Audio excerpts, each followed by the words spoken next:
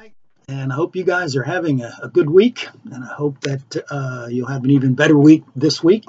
We're talking about Luke chapter 6 in our conversation for this week's version of our conversations on Luke. If you're familiar with the Gospels at all, some of you may or may not be. I don't know how much of you have read through most of the Gospels. But one of the things that happens with Jesus is he tends to run afoul of the Jewish leaders pretty frequently on his understanding of the Sabbath and what he does on the Sabbath. We've already seen it a little bit. We're going to see it again here at the beginning of this chapter. You should know and realize that Jesus himself did observe the Sabbath. Very often he's seen teaching in the synagogues on the Sabbath. But he seemed to understand the importance and interpretation of that particular commandment. And it's the fourth commandment out of the 10, by the way. He has a different understanding of how that should be applied. And he tends to just be constantly butting heads with the scribes and the Pharisees about this. In this particular chapter, they get very angry at him. It seems a little bit more anger than perhaps should be, but the fact is they felt very strongly about their understanding. But one of the things that we also see in this chapter is Jesus' teaching ministry kind of gets fleshed out just a little bit. By that I mean we see Jesus teaching some more. We see some very specific things in his teachings. You'll remember that Jesus' teaching is very much an essential part of just who he is and what he does. In chapter 4, verses 31 and 32, we saw Jesus on the Sabbath teaching in the synagogue in that particular place. It notes that the people who were listening to him were kind of amazed at his teachings. In chapter 5 and verse 3, we saw him in a boat teaching. And certainly here in chapter 6 and verse 6, it notes again he's in the synagogue on the Sabbath doing some teaching. So as we move on into this chapter, some of Jesus' teachings, as I said, are kind of fleshed out, or at least they're given to us in a little more complete form of just what he says.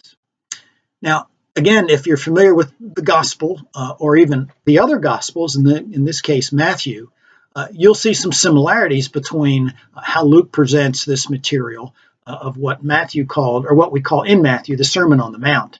Matthew's is quite a bit longer, but Luke deals with it and he kind of presents it in some different ways. I don't want you to get caught off guard by those differences. What I'd like you to think about for this week is what are the really challenging moral precepts for you personally that Jesus offers here in this section. I think they're more than just interesting discussion points. They're really challenges to our own morality and our own ethics.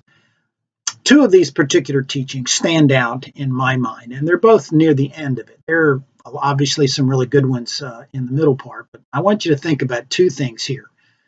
The first one that I want you to think about in particular is where Jesus talks about good trees, good fruit coming from good trees, bad fruit only coming from bad trees. And Jesus notes in that particular section that out of the abundance of the heart is how the mouth speaks. Jesus is obviously talking about human beings, not just about trees and fruit. And it will become clear as we get to the end of the gospel, when Jesus actually sends out his disciples to teach the whole world, that one of the essences of Jesus' work is to change the human heart, is to make the human heart good. So think about that and think about what this means for you personally as you look at it. I also want you to look at the very last parable, this parable of the two builders that Jesus puts in this section. Notice also that I've given you question 4 as one of your questions, or questions about it. And I want you to think about two things. Number one, I want you to think about what is the only difference between the two men. It's very essential to understand exactly what Jesus is doing here and what he means if you see that difference.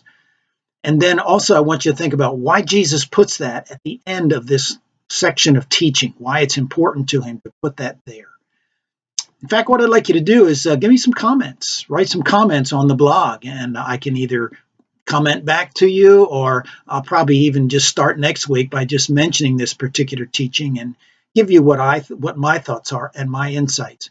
But I would love to hear from you, and I hope that you have a good conversation this week. Again, we're looking at Luke 6, I look forward to seeing you next week. Thank you.